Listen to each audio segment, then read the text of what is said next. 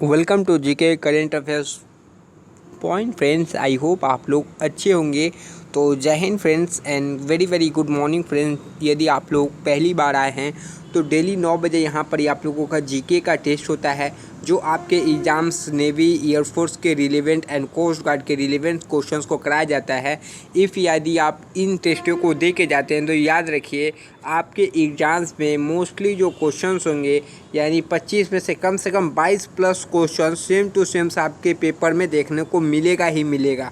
But ये इतनी आसानी से कोई चीज़ नहीं मिलता, उसके लिए आपको डेली टेस्ट देना होगा। जो टेस्ट मिस हो गया होगा उसे भी करना होगा।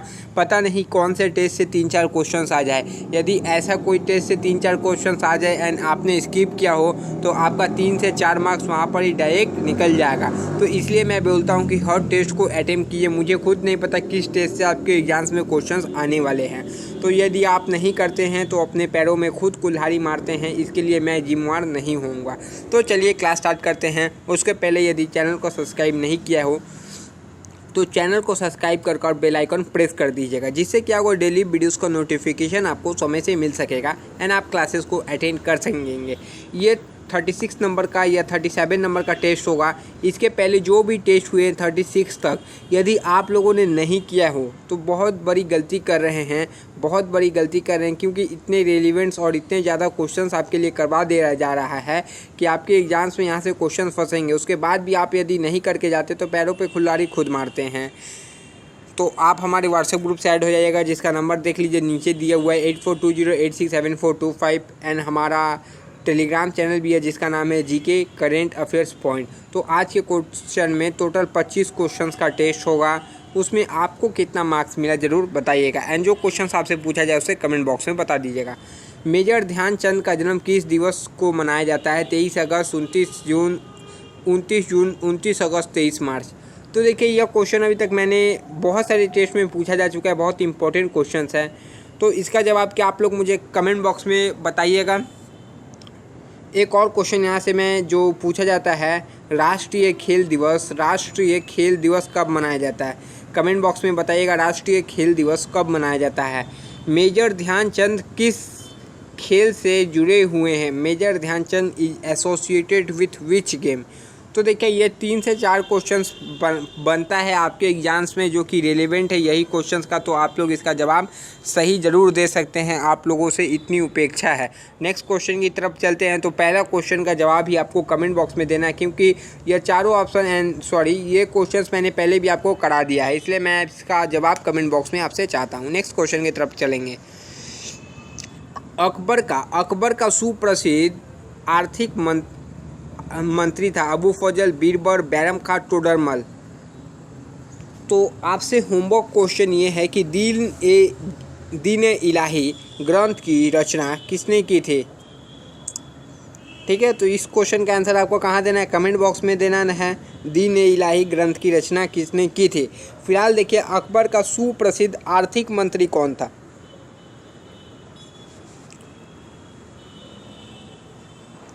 तो याद रखिए बैरम खान था। ठीक है,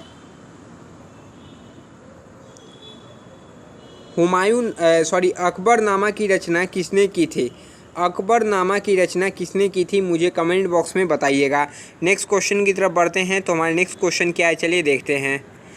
भारत सरकार अधिनियम जो है 1919 ईस्वी में पारित होने के समय भारत का वायसराय कौन था? तो देखिए 1919 में भारत का वायसराय काफ़ी इंपॉर्टेंट हो जाता है, क्योंकि इस समय जलियांवाला बाग हत्याकांड भी हुआ था।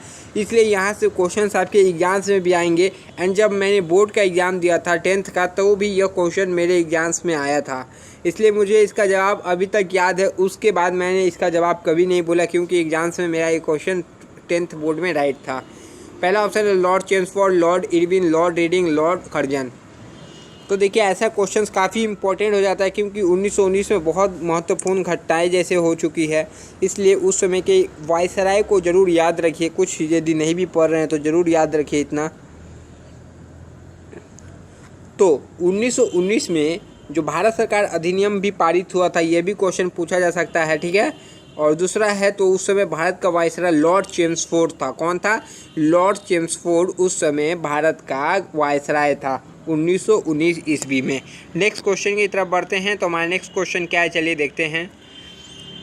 किस प्रसिद्ध नदी के तट पर लंदन अवस्थित है?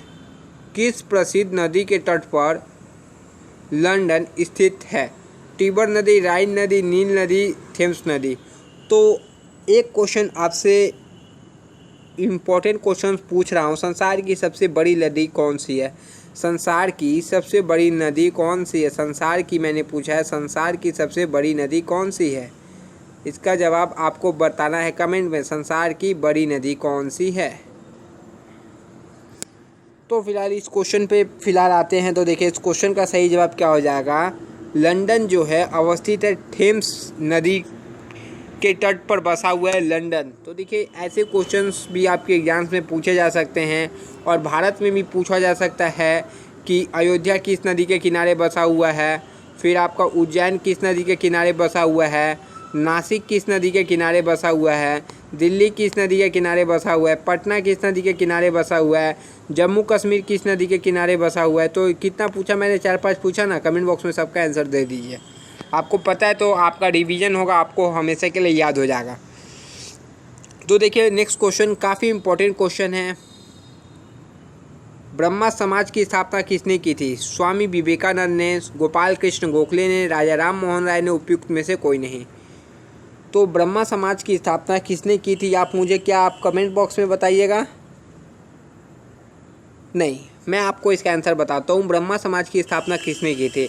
आप मुझे इसका आंसर बताइए कि कब की थी। ठीक है, मैं आपको बताता हूँ कि किसने की थी। आप बताइए कि ब्रह्मा समाज की स्थापना कब हुई थी। तो राजा राम मोहन राय ने ब्रह्मा समाज की स्थापना की थी।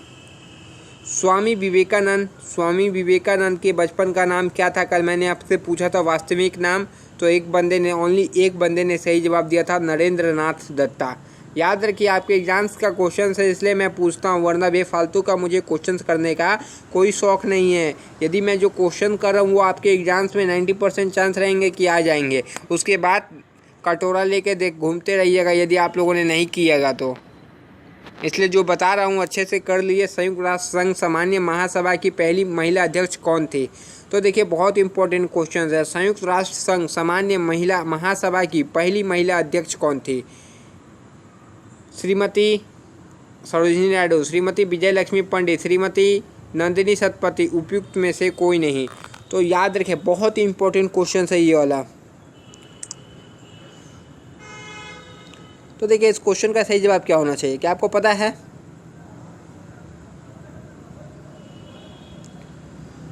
तो संयुक्त राष्ट्र संघ के सामान्य महासभा की पहली महिला अध्यक्ष श्रीमती महालक्ष्मी पंडित थी। तो आपसे नेक्स्ट क्वेश्चन कमेंट बॉक्स में बताना है, भारत की प्रथम महिला राज्यपाल कौन है? कमेंट बॉक्स में ज़रूर बताइए कि भारत की प्रथम महिला राज्यपाल कौन है। भारत की प्रथम एयरबेस पायलट कौन है? ठीक है, एयरबेस पायलट कौन है? कमेंट बॉक्स में बताइएगा। यह दोनों क्वेश्चन आपके एग्जाम्स में पूछा गया है इसलिए मैंने आपसे पूछ लिया। यदि आप लोग नहीं बताते हैं तो वो आपकी गलती। यदि आपको नहीं पता तो कमेंट बॉक्स में पूछिएगा। यदि आपको आते हुए भी नहीं बताती है मतलब आप किसी का हेल्प नहीं करना चाहता, क्योंकि आपके कमेंट से देख के भी कोई जान सकता है उसका आंसर। नेक्स्ट क्वेश्चन की तरफ बढ़ते हैं। तो हमारा नेक्स्ट क्वेश्चन क्या है, चलिए देखते हैं। भारत में कौन सा दिन राष्ट्रीय विज्ञान दिवस के रूप में मनाया जाता है? राष्ट्रीय विज्ञान दिवस के रूप में कौन सा दिन मनाया जाता है? 5 जून, 1 मई, 15 फरवरी, 28 फरवरी। तो देखिए 15 फरवरी को कौन सा दिवस मनाया जाता है, 5 जून को कौन सा दिवस मनाया जाता है और 1 मई को कौन सा दिवस मनाया जाता है? तो 3 क्वेश्चन देखिए, 3 क्वेश्चन का आंसर आप मुझे कमेंट बॉक्स में बताइए। 15 नहीं 14 फरवरी का बताइए। ठीक है, तो फिलहाल देखिए कौन से दिन राष्ट्रीय विज्ञान दिवस के रूप में मनाया जाता है। बहुत इम्पोर्टेंट और अच्छा क्वेश्चन है आपके एग्जाम्स की दृष्टि से। तो देखिए बहुत इजी क्वेश्चन है, 28 फरवरी को राष्ट्रीय विज्ञान दिवस के रूप में मनाया जाता है। इम्पोर्टेंट है, याद कर लीजिए, आपके एग्जाम्स में पूछा जाने वाले क्वेश्चन है और पूछा जाएगा कोई ना कोई शिफ्ट में, इसलिए याद रखिए राष्ट्रीय विज्ञान दिवस 28 फरवरी को मनाया जाता है। तो नेक्स्ट क्वेश्चन की तरफ बढ़ते हैं। तो हमारा नेक्स्ट क्वेश्चन क्या है, रूसी क्रांति कब हुई थी। तो देखिए रूसी क्रांति मैंने पहले भी आपको कराया है कि रूसी क्रांति कब हुई थी। इसका एक अपना महत्व है, आपके एग्जाम्स में आने का बहुत ज़्यादा चांसेस रहेगा कि रूसी क्रांति के बारे में पूछा जाए आपके एग्जाम्स में। 1789, 1917, 1930 या 1920। तो रूसी क्रांति कब हुई थी। देखिए काफ़ी इंपॉर्टेंट क्वेश्चन है एग्ज़ाम की दृष्टि से। रूसी क्रांति कब हुई थी। तो रूसी क्रांति 1917 ईस्वी में रूस की क्रांति हुई थी। रूसी क्रांति कब, 1917 ईस्वी में। नेक्स्ट क्वेश्चन की तरफ बढ़ते हैं। हमारा नेक्स्ट क्वेश्चन क्या है, तो नेक्स्ट क्वेश्चन क्या है, discovery of India. Discovery of India नामक पुस्तक का लेखक किसने किया था। E.M. Foster, J.L. Nehru, Rajendra Prasad, इनमें से कोई नहीं।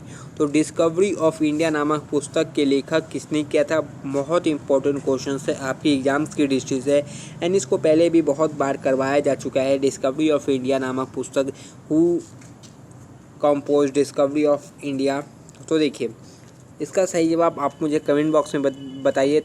34 आप इतना लिख दीजिए, discovery of India, discovery India लिख दीजिएगा तो मुझे समझ में आ जाएगा इसका आंसर आप लोगों ने बताया है। तो चलिए इसका आंसर कमेंट बॉक्स में दीजिएगा। नेक्स्ट क्वेश्चन देखिए, 11वीं योजना की समावधि है। 11वीं योजना की समायोधि क्या है।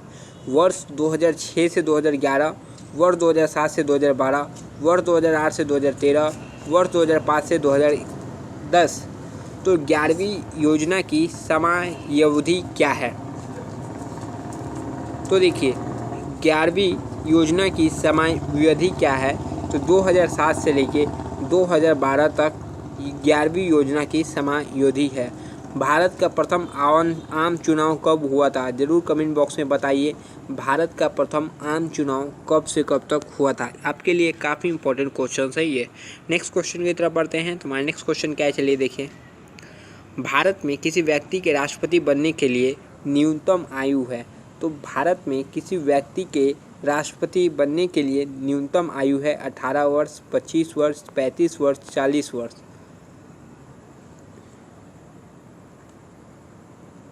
तो याद रखिए 18 साल की उम्र में आप मतदान दे सकते हैं। इम्पोर्टेंट क्वेश्चन है, कितनी साल की उम्र में आप मतदान दे सकते हैं, वोट दे सकते हैं। तो 18 साल। और निम्न सदन यानी लोकसभा का सदस्य होने के लिए 25 वर्ष की आयु होनी चाहिए, और राज्यसभा का होने के लिए 30 वर्ष होनी चाहिए।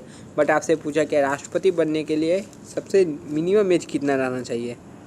तो राष्ट्रपति बनने के लिए आपका मिनिमम एज जो हो जाएगा वो कितना होगा, 35 वर्ष रहना चाहिए राष्ट्रपति के लिए। नेक्स्ट क्वेश्चन, क्षेत्रफल की दृष्टि से दुनिया का सबसे छोटा देश कौन सा है। तो देखिए यह क्वेश्चन नेवी MR एग्जाम्स में पूछा गया है। 2019 में यह क्वेश्चन आपके एग्जाम्स में आया था कि क्षेत्रफल की दृष्टि से दुनिया का सबसे छोटा देश कौन सा है। आई थिंक ये फरवरी वाले बैच में भी क्वेश्चन रिपीट हुआ है। तो देखिए काफ़ी इंपॉर्टेंट क्वेश्चन है, आपके एग्जाम्स में भी आ सकता है। पहला ऑप्शन है Yemen, Bruny, Argentina, Vatican city. तो क्षेत्रफल की दृष्टि से दुनिया का सबसे छोटा देश कौन सा है। तो वेटिकन सिटी जो है क्षेत्रफल की दृष्टि से दुनिया का सबसे छोटा देश है वेटिकन सिटी। नेक्स्ट क्वेश्चन है, द्वितीय श्रेणी का मतलब सेकेंड क्लास का पराक्रम पुरस्कार निम्न में से कौन सा है। वीर चक्र, अशोक चक्र, महावीर चक्र, परमवीर चक्र। तो देखिए द्वितीय श्रेणी का पूछा गया है, तो अच्छे से क्वेश्चंस को पढ़िएगा, उसके बाद ही आंसर दिखाइए। आप लोग मारिएगा, जल्दी जल्दी में गलत मत कीजिएगा। तो देखिए द्वितीय श्रेणी का पूछा जाए तो यह महावीर चक्र है। द्वितीय श्रेणी का महावीर चक्र है, और प्रथम श्रेणी का जो वीरता पुरस्कार है वो परमवीर चक्र है, जो कि आपके एग्जाम्स में ये भी पूछा जा सकता है, ये भी पूछा जा सकता है, दोनों इसलिए बताना इम्पोर्टेंट था। नेक्स्ट क्वेश्चन, प्रसिद्ध उपन्यास द गाइड किसने लिखा। जो प्रसिद्ध उपन्यास है द गाइड उसे किसने लिखा था। खुशवंत सिंह, R.K. नारायण, रविन्द्रनाथ टैगोर, मुल्क राज आनंद। तो प्रसिद्ध उपन्यास द गाइड किसने लिखा है।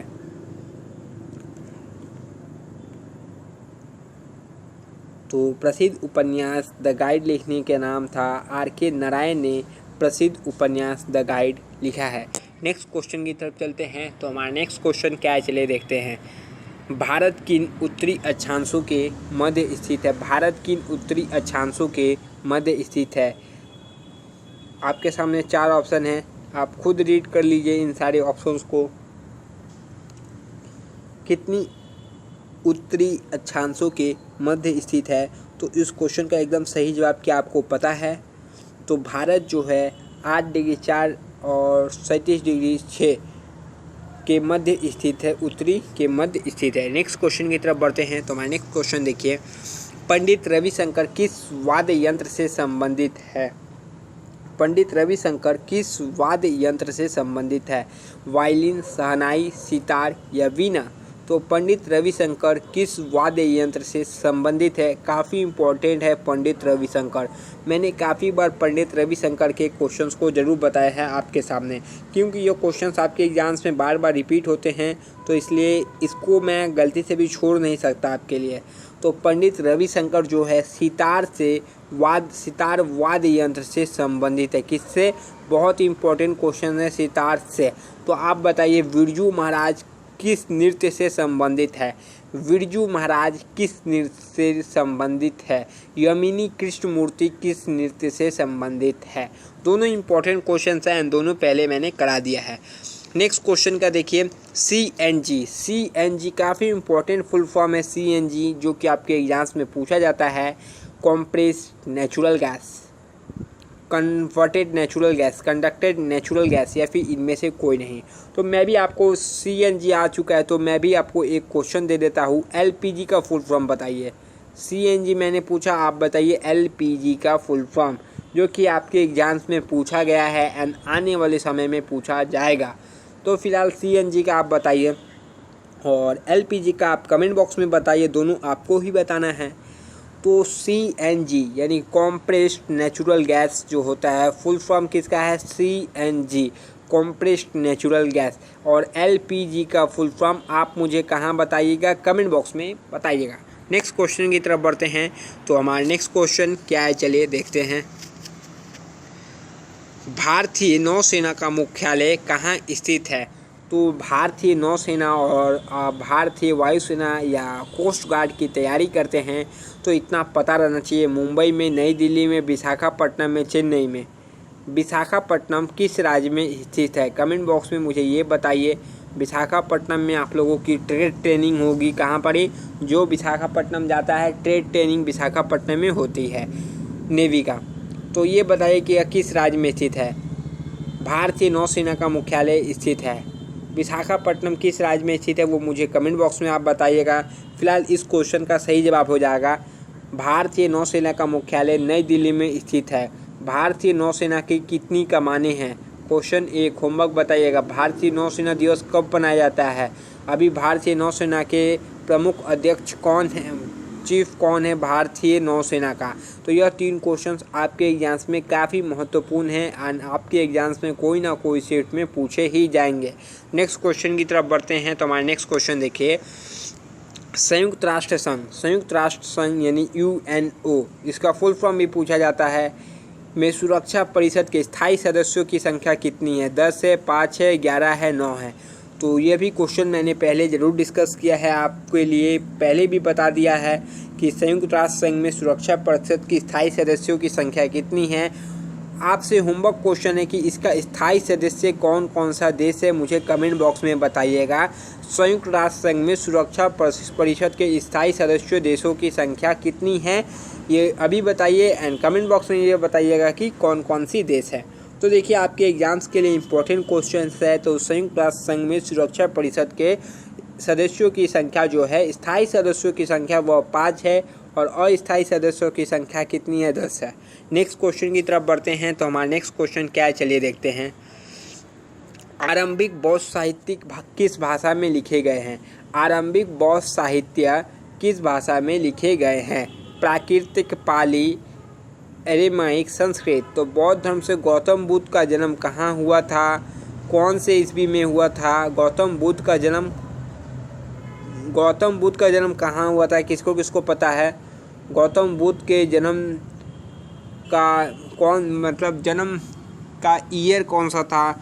ये इम्पोर्टेंट क्वेश्चंस है आपके एग्ज़ाम्स के लिए। गौतम बुद्ध के बारे में थोड़ा पढ़ के ज़रूर जाइएगा, बहुत इम्पोर्टेंट क्वेश्चंस पूछे जाते हैं गौतम बुद्ध के बारे में।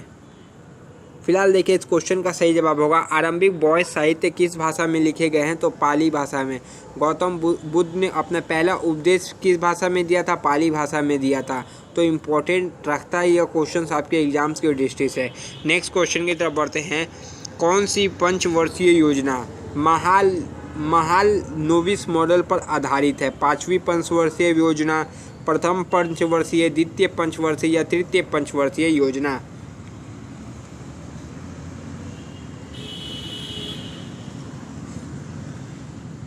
तो इसका एकदम सही जवाब हो जाएगा द्वितीय पंचवर्षीय योजना जो है वह महालनोबिस मॉडल पर आधारित है। नेक्स्ट क्वेश्चन की तरफ बढ़ते हैं। तो हमारा नेक्स्ट क्वेश्चन क्या है, चलिए देखते हैं। घुड़ीला लोक नृत्य कहाँ का है? घुड़ीला लोक नृत्य कहाँ का है? पूर्वांचल का, अवध का, बुंदेलखंड का, ब्रज का? तो देखिए बहुत इंपॉर्टेंट क्वेश्चन है घुड़िया लोक नृत्य। तो थोड़ा सा कोई क्वेश्चंस आपको शॉक करेगा कि आपने यह पहले सुना ही नहीं था घुड़िया लोक नृत्य। तो देखिए ये जो घुड़िया जो लोक नृत्य है वो बेसिकली कहाँ का है? बुंदेलखंड का है। कहाँ का है? कोई भी पूछे तो याद रखिए बुंदेलखंड का है। नेक्स्ट क्वेश्चन की तरफ बढ़ते हैं। भारत की जनगणना 2011 के अनुसार न्यूनतम लिंगानुपात वाला राज्य कौन सा है? आपसे यहाँ न्यूनतम पूछा है और अधिकतम वाला राज्य कौन सा है वो मुझे आप कमेंट बॉक्स में बताइएगा। तमिलनाडु, केरल, हरियाणा या फिर पंजाब? तो भारत की जनगणना 2011 के अनुसार न्यूनतम लिंगानुपात किस देश का है? चलिए नेक्स्ट क्वेश्चन की तरफ बढ़ते हैं। उसके पहले ये बता दीजिए